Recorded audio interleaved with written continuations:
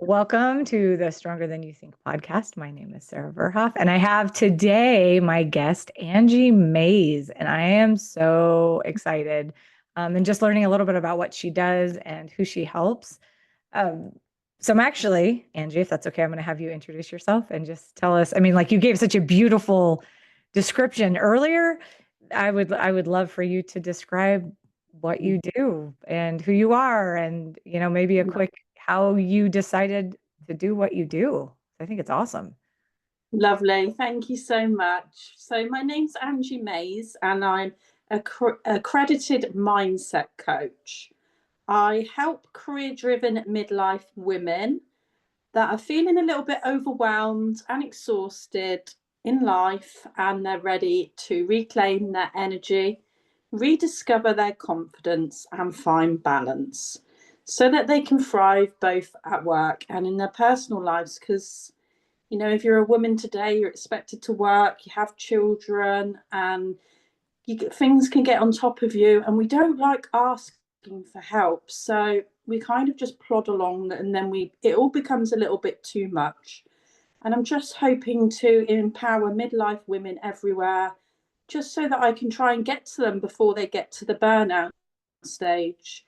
I started this journey because when I was 13, I worked for an employer for 16 years. He was very controlling, and I ended up working 6 days a week, 12-hour shifts. Yeah. And it took over my life. So it meant that I wasn't very happy. I was a teenager living a life where I didn't really get to enjoy life, to be honest. So I was going out at 10 o'clock at night, drinking a lot of alcohol, and I lived quite pretty much a party lifestyle. So I was exhausted, depressed, anxious, and it took such a toll on me. It was a very toxic environment to live. You know, I just got controlled by my employer. I wasn't allowed time off. I didn't have any healthy boundaries. I didn't have any self love. And I was pretty much a people pleaser, just going along with the motions. And of course, I burnt out many times. And it wasn't just that job that I did that in, it continued in a lot of unhealthy patterns in other jobs. And I actually fell down the stairs once, and I had a psychic reading, and they said to me, it's because we're trying to get you to slow down. And I said to them, Jeez. yeah, honestly, I said, you could have told me a different way, because I was off work for about 8 weeks. I did my coccyxing. I had to sit on one of those polo pillows. Oh, wow.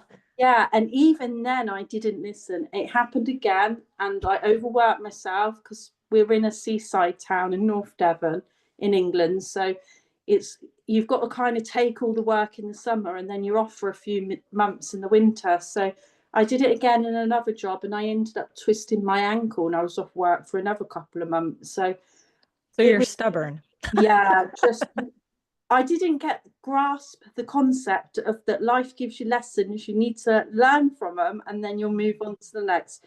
So I kept repeating it till my last job that I was in. I had two jobs. I was actually a TEFL teacher and working in a cafe as well.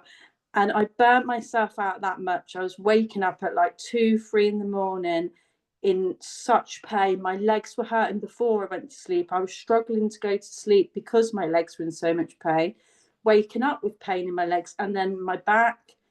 And I was coming home from work and literally just couldn't even cook dinner. I couldn't do nothing. And when it was my day off, I just cried because I was so tired. So I became very irritable, and your relationships around you suffer. It just affects everything in your life. And that was like the time, because I'd found a partner that I was happy with. I had a good home life, and everything apart from me was good.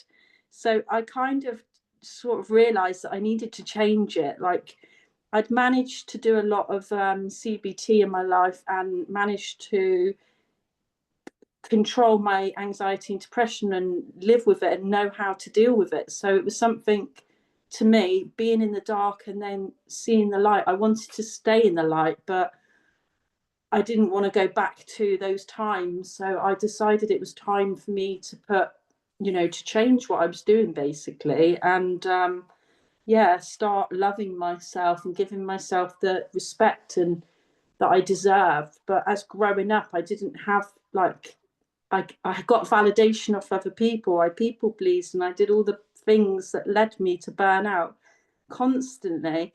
But I finally started to realize that actually, if I don't put myself first, I'm going to lose all, all the people around me, and go back to the times where I'm depressed again and I'm not happy. And it took me 25 years to work out how to manage my mental health. So to have all this in place, I didn't want to go back to where I started, basically. So it's so important for me to create that healthy work-life balance, because I understand that it's happened so much in my life, and I just needed to, like, I just feel like I've woke up finally. That's awesome. Wow. Thank you for sharing all that. That's a lot. So you help other women who are you, who are where you Basically, yeah. were. Yeah. I go to midlife women because, like I said, it took me 25 years of all this healing, all this understanding.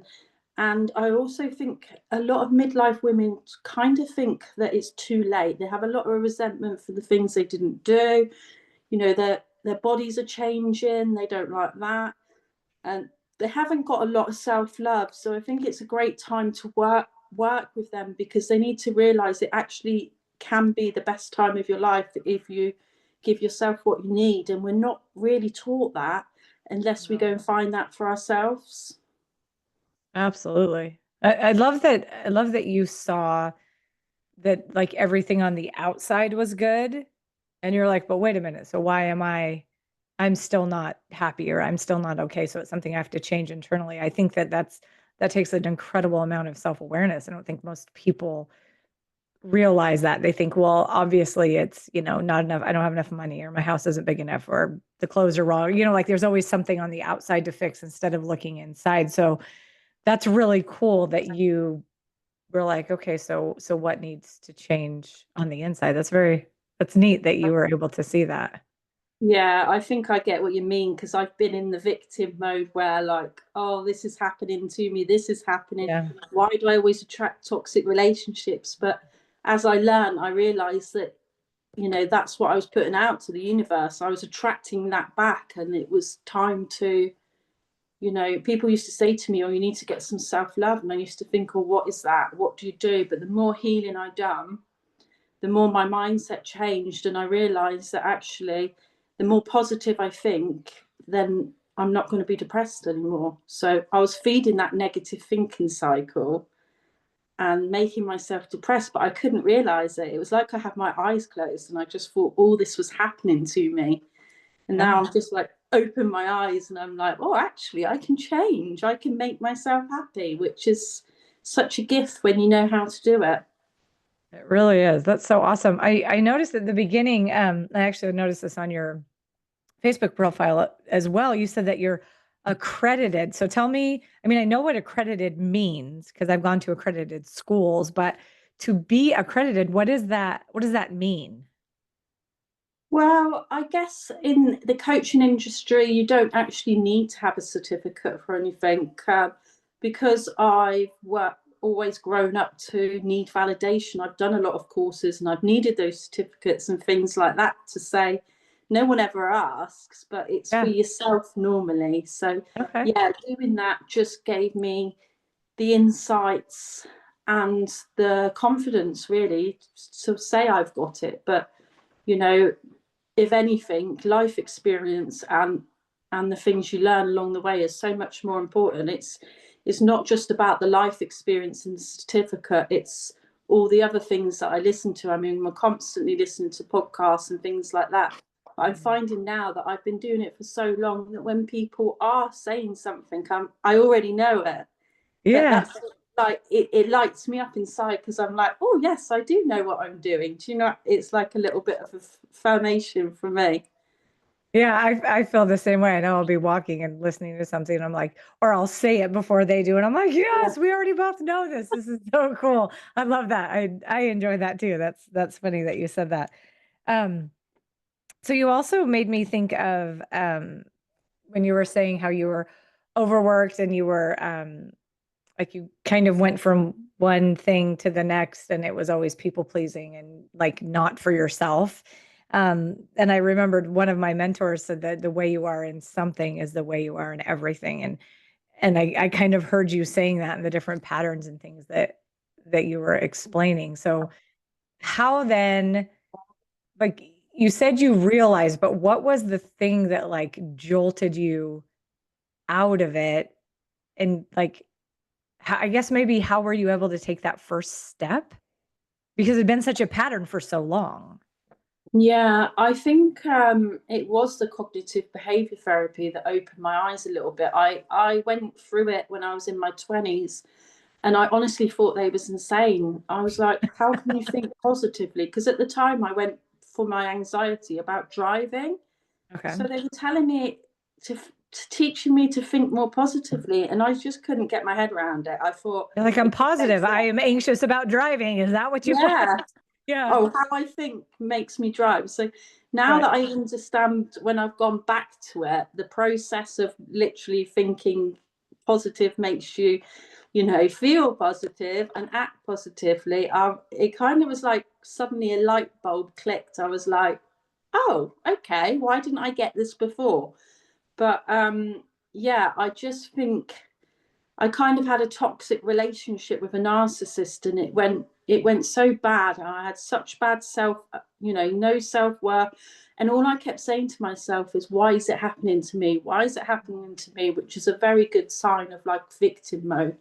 You Okay. kind of like, you can't see yourself as being the problem. You see everything else but yourself. So I think I kind of started to heal from that.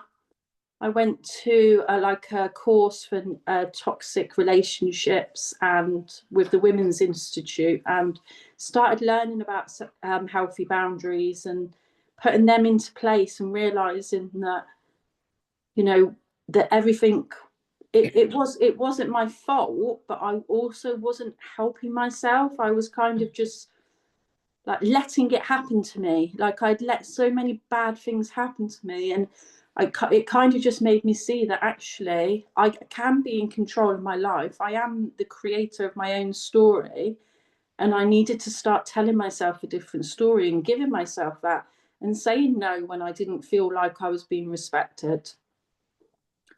And as soon as I started putting those healthier boundaries in place, I then met someone that was actually healthy relationship, and it was just like, wow, it's took me all this time. It's so cool how when you change your focus, you're able to find what you're focusing on, isn't it? Yeah, I love that you said, I love so much that you said this. I haven't ever heard put this way. I wrote it down because I loved it so much. You said, I realized that it wasn't my fault. And also I was allowing things to happen that even though like so you weren't being a victim, you were saying like this stuff that's happening, like I'm not responsible for what's happening to me, but I'm responsible for how I respond or how I act or how I change it. And I think that's a again super self-aware that you were able to see sort of what part was yours and what part wasn't yours and then what you yeah, could do about it. 100%. Yeah. Yeah, 100%.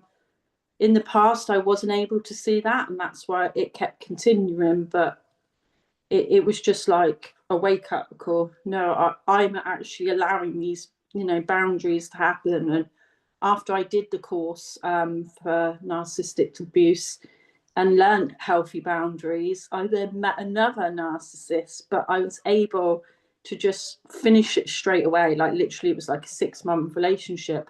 And the day I finished it, the next day, like it was just nothing. I just couldn't even, do you know what I mean? Whereas before, I would have been crying for months on end, and I wouldn't have been able to just close the door. But it sort of set me up on the right path to be able to create healthy boundaries for the future. So yeah, I guess I was always one of those people. I just wanted to see the best in people. They told me a lie, and I believe that they change. And sometimes, you have to forgive yourself and think you did what you thought was best at the time. But now it's time to realize that actually you can make decisions that work on your favor, and that if you get a little bit of anxiety, it's a warning sign. What's it trying to tell you? So I try and listen to my body now and work out what's going on before it gets too much. Like if I'm at the computer too long and I've got a bit of a fuzzy head, I'll go for a walk and I'll just stop what I'm doing. I'll go back to it later because I don't want to be overwhelmed and stressed. And it's Yeah, all about being a bit more self-aware now. that's amazing. That does make a big difference when you are able to be. I actually was just talking with someone about how we're so good at being distracted and disengaged from like how we're actually feeling, and we're like pushing through, pushing through, pushing through all the time, that we don't often take the time to, wow, I've been staring at a computer for 8 hours. Maybe I should like get outside and breathe real air, or, in your case, maybe let the rain fall on you, whatever it is. But just to remove ourselves and to allow ourselves to be engaged, like inwardly with our own bodies, to decide and really be okay with the things that we need. I think sometimes we're like, oh, well, I need a quick drive through of McDonald's, or I need, a pick me up of, something else. And that's not what we're saying. I love that you said, I'm not feeling good. My head's fuzzy. I need to move. I need to get up and move around. That's awesome. Yeah, I think Super good now advice. we're so used to working long hours, fighting against it, and being there for your employers for say like 8 hours a day, that you wouldn't even question saying, "Oh, I've got a headache," or my legs hurt now, or anything like that. You'd feel stupid. And everyone's always said to me, "You're such a hard worker," and I used to be so proud. And I thought about it this morning, and I thought it's not a good thing to be a hard worker, because it's basically running myself in the ground just so I have that little Yeah. bit of praise, and it's not healthy.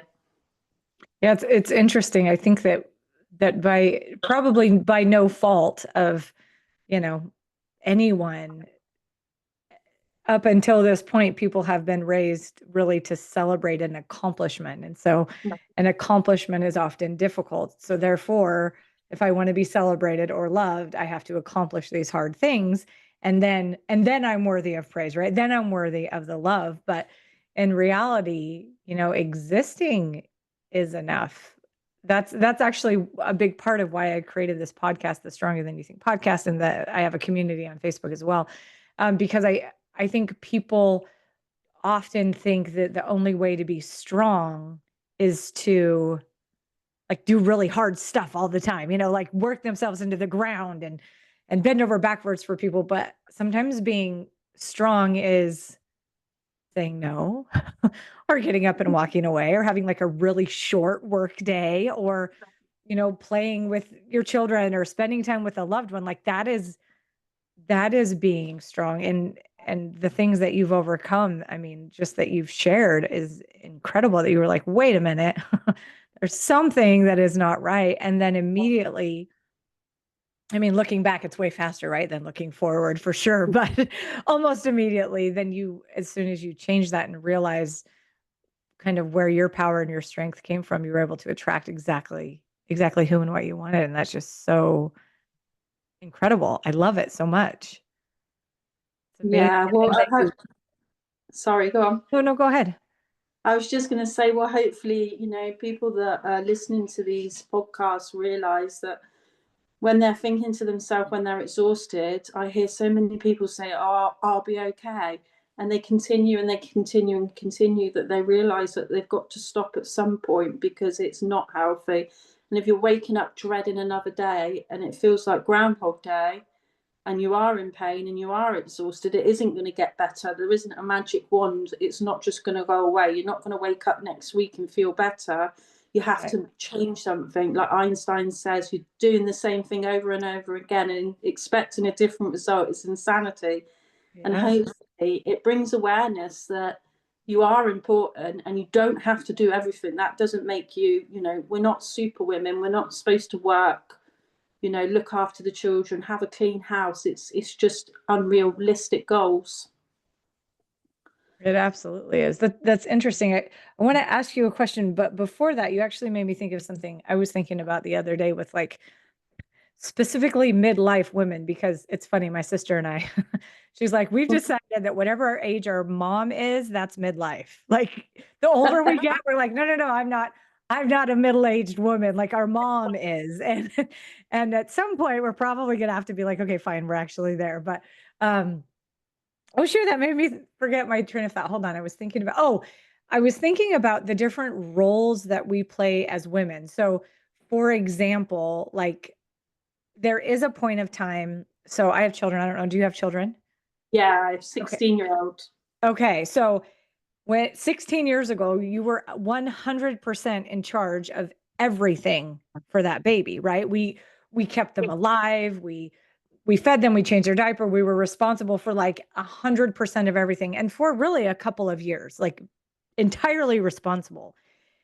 And I think that we're taught that, you do everything. And so we don't allow ourselves, it's almost like we're in first gear.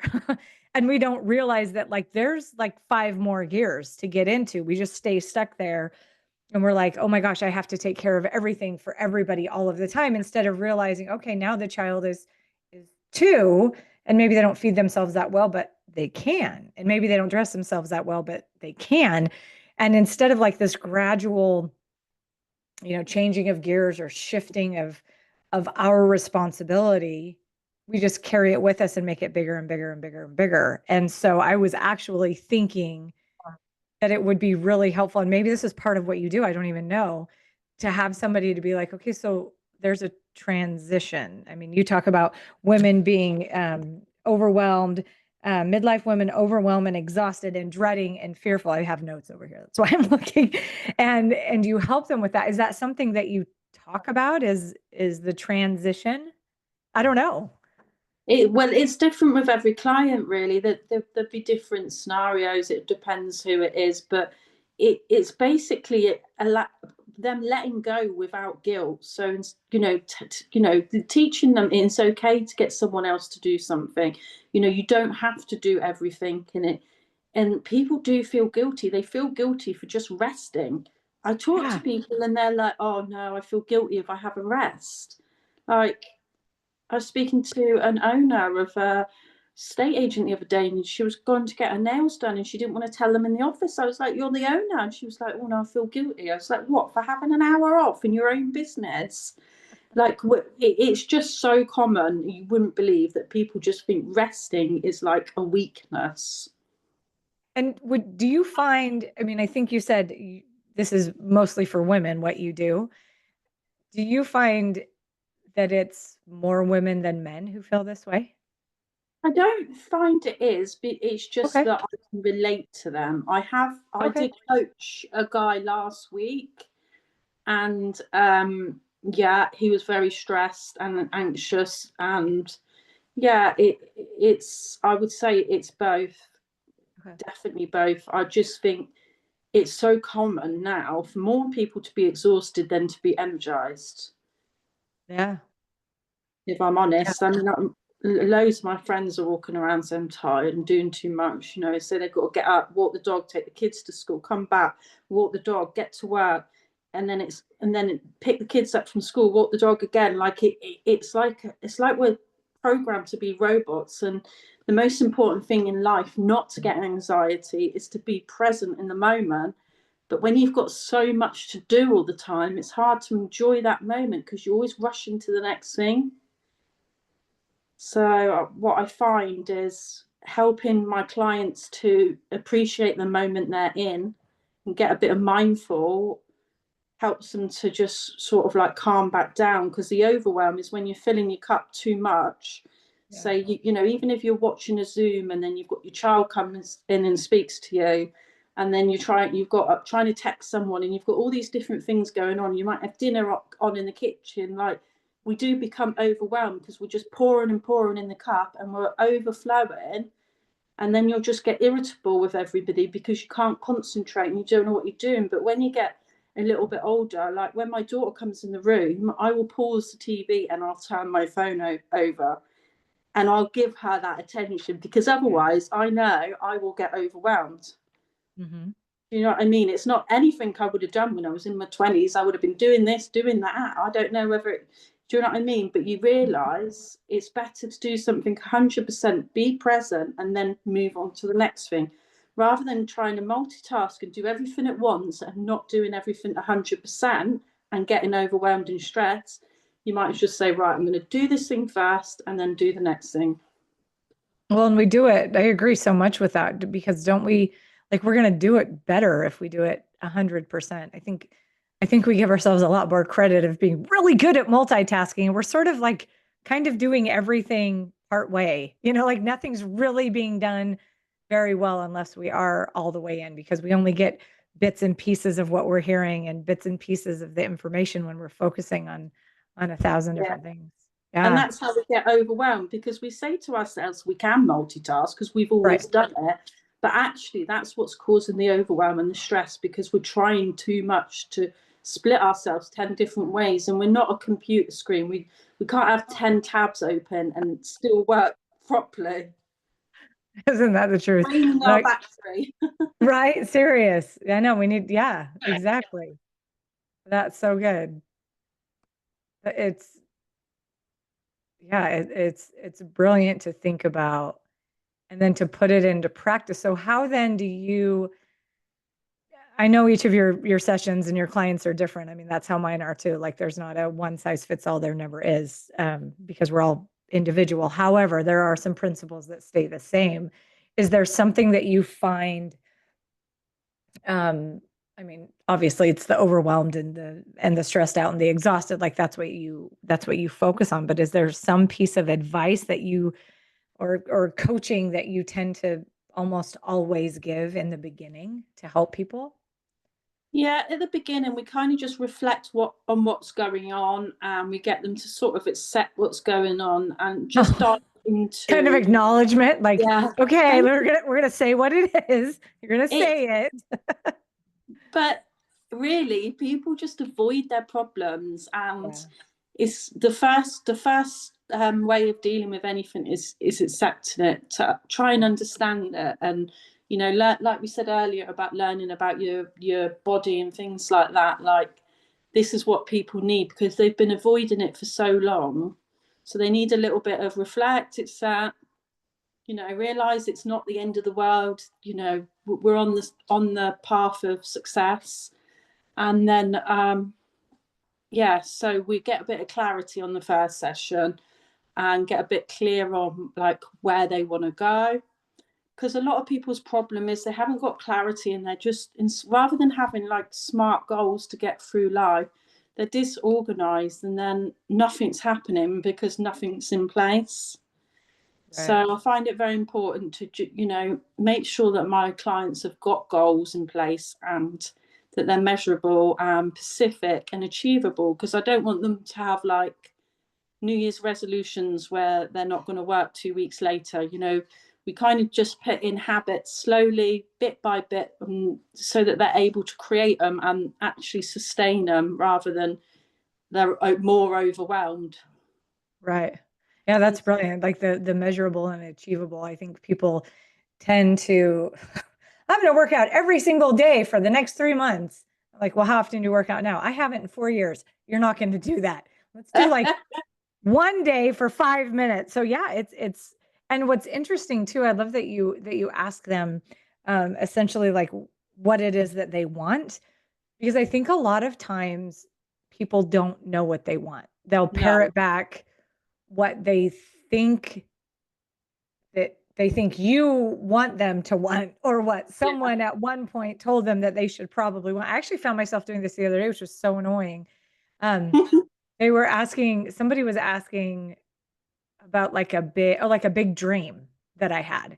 And so I typed in, like to write a book, which is fine. Like I think writing a book would be really fun. But then I felt like, well, let me quit lying. Like writing a book would be fun down the road, maybe, but that's not like my big dream. Like, what's my big dream? My big dream is like getting on the most massive stages and talking to like thousands of people. Like, that's what amps me up. And so it was so funny. Like, you and I do similar things. And I coach people all the time on these things and I help them release things so that they can get what they actually want. And here I am doing the same thing, being like, oh, yeah, this is what I want. And then I'm like, well, actually, that's not even what I want. Like, what am I saying? So, it's funny how we can get caught up in that. And sometimes just getting people to have that conversation and start talking, what do you want? Oh, well, I want to be happy and make money. And you're like, okay, that is so vague. Like you can't, like, how do you know when you've ever arrived or when you've accomplished that goal? So it sounds like you do things that are like measurable and Yeah, doable, not like, okay, let's pile one more thing on. Cause I think that's what we do, like New Year's resolutions essentially, is we're like, oh yeah, and I'm gonna do, 800,000 more things. And I actually started realizing this about myself this last year, as I was like, I wanted to do less and be more focused. And the way I was doing that was adding more things. And I was like, okay, so I'm not doing what I'm saying I want to do, but it's like this, like almost this like itch to be busy. And you also touched on something um that I think about. So I'm also a group fitness coach and or a group fitness instructor, and I teach almost every single day. And I remind people all the time in my class with my mic on, as I'm focused, that pain is a warning sign. If something is painful, you should stop.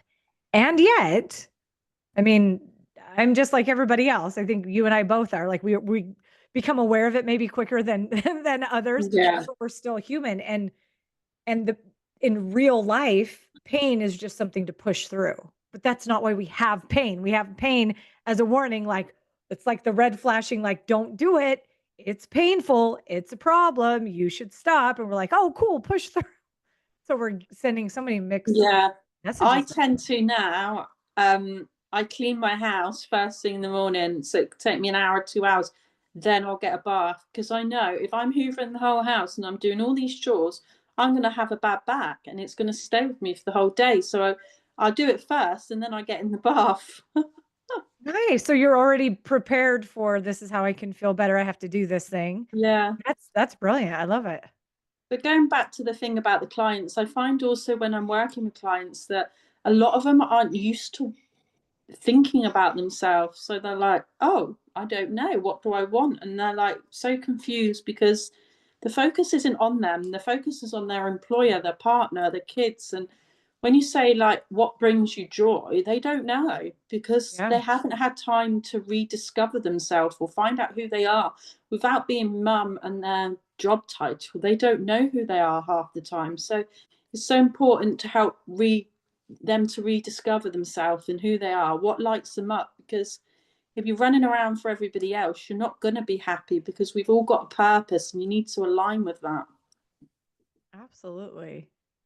And I love that you, I don't, this probably isn't the right way of saying that you force them to think about it, but yeah, a lot of people they don't think about it. And I feel like, and I'm curious what you think or what you've found, people are almost embarrassed to say what they want or to share their big dreams because, when we were in first grade or second grade or, a long time ago, people say what you want. And you could just say it. It was fine to say, I want to be an astronaut, but at some point, your dreams need to fit in like this little box, well, I live in this house, I make this much money, I'm this tall, I look like this. Therefore, the things I can want or desire or bring me joy need to be these few things. And we just really begin to limit ourselves. Yeah, I think you're going back to the society thing, really, though. They're people pleasing, they're doing what people expect of them. Like, if I say to people I'm doing coaching, my family will be like, oh, what's that? How are you going to do that? And do you know what I mean? People tend to talk other people out of it. So people kind of just stay in the lane that they're expected to stay in because if they jump out the lane, people will say something and then it will make them jump back in because they'd be scared. But, if we all just went for what we wanted, we'd all be happy. But it's about guiding people through that and giving them the support and encouragement, the accountability, and literally people think, oh, I'm not confident, but you actually learn confidence when you make steps in the right direction. So it's teaching people, yes, you can have confidence. You might not have confidence today, but by week 12 you'll be confident. Absolutely. I think that's funny that we as humans tend to do that. I'll do that when I'm good at it. Well, that doesn't even make any sense. You're not going to start something when you're good at it because you're not going to get good at it until you start it. I've worked with children for 16 years. So, like, I teach children that mistakes are okay. And then when I'm with adults and, like, They don't understand. They can't make a mistake. It's got to be perfect. And you're like, well, what are we teaching our children? Why are they allowed to make mistakes, but we're not? Absolutely. Well, and I actually love one of my favorite things to say, when this type of topic comes up is, the first time you walked, you were terrible. Can you imagine like yelling at a baby, be like, "Psh, that was awful. You think that's walking? That is not walking. That was the worst." And yet we celebrate that we stood up and like wobbled or whatever. And yeah, as adults, that we don't do that. Oh, it wasn't perfect, therefore I should quit, which is ridiculous. It doesn't even make any sense, but that's what we do. And I love Yeah. that you teach children and you teach them that. Was it, um, oh my gosh, who created the light bulb? Why can't I think of it? Um, I can see him in my mind, like the pictures. Anyways, is that Edison? He said he didn't learn one way to make a light bulb. He learned like thousands of ways that to not make a light bulb. Like, and that's really what it is. It's just this learning process of how to do something. And it's not going to look exactly the same as anybody else. That's why, when I say, well, I ask what, specific things about your clients. And I mean, there's a general rule, but each person is different. And so they have to figure it out in their own time, just like you did, just like you were like, wait a minute, hold on. Everything I see is amazing, but I don't feel it. So what the heck is going on? And you had such a cool self-discovery. And I love that you're helping others to come up with that and to help them to see, essentially, to accept what's going on in their life so that they can really fix it. Because if you can't identify what's actually going on, you're just going to be avoiding the whole time, right? You're not going to be able to be in the moment because you're coping all the time. Yeah, and we shouldn't have to feel like we have to cope all the time. We should be able to have, create a healthy work-life balance and live a life we don't need to escape from, basically. Absolutely. And can you imagine a world that was filled with humans who enjoyed life?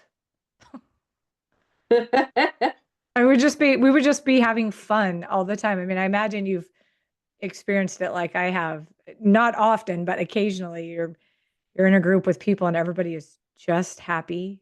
It's like magical. You're Yeah. waiting for unicorns to show up. Yeah, well, we naturally think negative. So it's about learning the mindset shifts to stop the negative thinking cycle and rephrasing your thoughts. And people don't understand the power of it. But once you can do that and you are more positive and more joyful, you enjoy life more. And like you say, unicorns might ride past. Who knows? Right? I would love that. I think that would be incredible. It's funny. We definitely, so one of the ways that I put it is I say we find what we focus on. And I love that. thank you, because we do, if you're looking for all the, oh, this is so hard and it's so gross and it's so that's absolutely what you'll find. And what's funny is I think we've all done this without realizing, like having it not be a positive or negative. Like if you're looking to buy a new car, all of a sudden you see that car everywhere. You're like, oh my gosh, everyone has this car. And it's I can't remember the term of it, but it's something that happens in our brain where we literally are able to see this thing. Or if you're thinking about Yeah. a baby, everybody's pregnant. Or if you're thinking about getting married, like everybody's engaged. And it's because that is what your brain is focusing on. Mel Robbins um, gives a challenge of find a heart, like look for hearts. And it's fun how quickly you're like, oh my gosh, that's in a heart shape. And your brain starts to even sort of morph like a funny looking blob into a heart because you want so much to find that. So when you're helping people to focus and change their mindset on positive thinking, because that's the focus, that's what people are able to find. And it just makes Yeah. everything so much more enjoyable, doesn't it?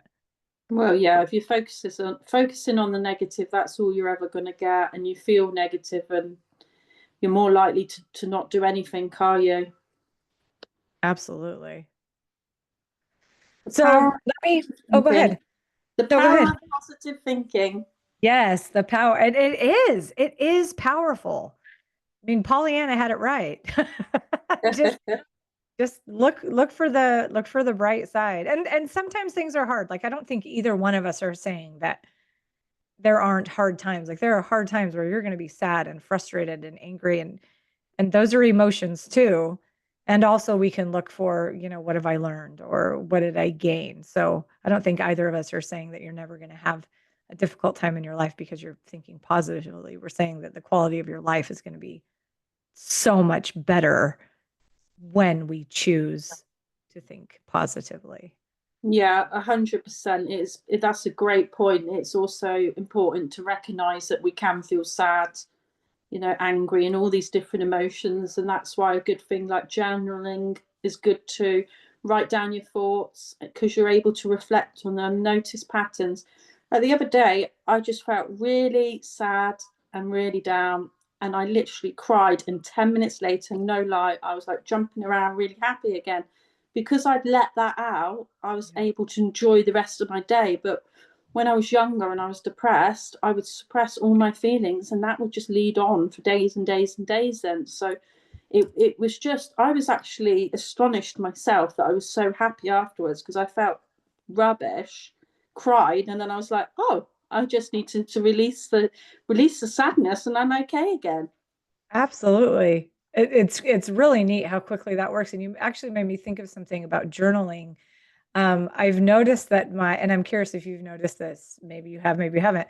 I noticed that when I'm angry and I journal, like my words are sharp, like the letters, they look different.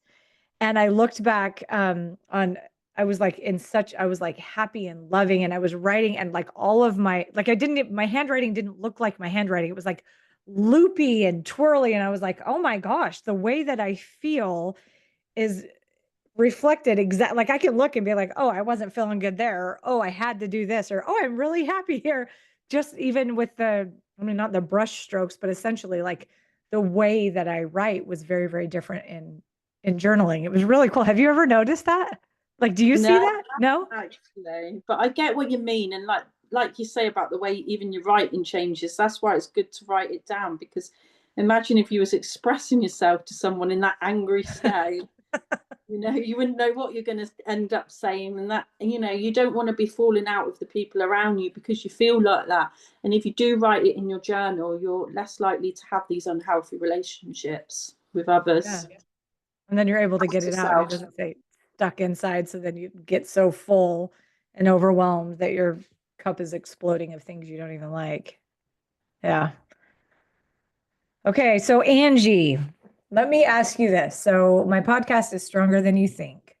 And I see that what you have created and what you now do is because of a time where maybe you didn't feel stronger than you thought you were. And so I guess like as we wrap it up, because it's already been an hour, I don't understand how these things go so fast. It's absolutely insane to me. I have enjoyed listening to you and talking with you. And the only thing that would make it better is if I ran in the other room and grabbed, a Galaxy bar. But um, I'm curious if you have any sort of advice or something that you've thought of that you just would like to share with people about how you or how they could go from feeling that overwhelmed and stressed out to discovering that, okay, I'm stronger than I thought I was, and I'm going to be okay. And I'm going to get through this. Yeah, that's really important. I think it's just recognizing that you are important, that you do matter, and that everyone deserves to be happy. And the longer you leave it like this, just doing the same thing, it's not going to change. And it might seem hard now because you're obviously not feeling in the best state, but just start with something small, something that works for you, not don't have to move mountains. It can be something simple like getting up in the morning, not looking at your phone, not looking at your emails, not having any negative energy, and just having half an hour to yourself every morning. And even if it's meditating, going for a walk, something that's going to elevate your feel good hormones for the day instead of stressing you out, and that's what sets you up for the rest of the day. So just start small and do something that aligns with you and that changes you a little bit by little bit, because it's all about you, and you don't have to go and meditate for half an hour every day to be happy. We all have different techniques, but just remember that you are important. Awesome. I love that. Remember that you're important and do something simple for you. Don't start your day with stress. Start your day doing something better. Don't look at your phone because it's not a stress reliever. It just isn't. Honestly, all of my clients, what do you do in the morning? Right, I check my emails on my phone. No, you will not be doing that anymore. Wrong. Try again. It does make a difference. It really, really does. And it's really cool. Well, thank you so much for joining me. Like this has been so fun. If people are listening and they want to get a hold of you, I'll definitely put your information in the notes so that they can get a hold of you. But is there a way you want to share that they can reach out to you? Like what's the best way? Yeah, the best way, I'm on Facebook mainly. So it's Angie Mays, Mindset Coach. Awesome. All right. And I share lots of tips and strategies for overwhelm and exhaustion and things that they might be able to take away and implement in their lives to help them ease the pain. Awesome. Thank you so much. Thank you for what you're doing. I think it's so beautiful and so needed. And I thank you for all that you've been through to be able to understand and really relate to these women who desperately need you. So thank you from everyone you're helping. I know it's needed. Thank you for having me. You're welcome. So I always like to end my podcast and my walkie-talkies by reminding you that I'm walking with you. And in this case, Angie and I are walking with you. You're stronger than you think. All right, we'll see you later. Bye.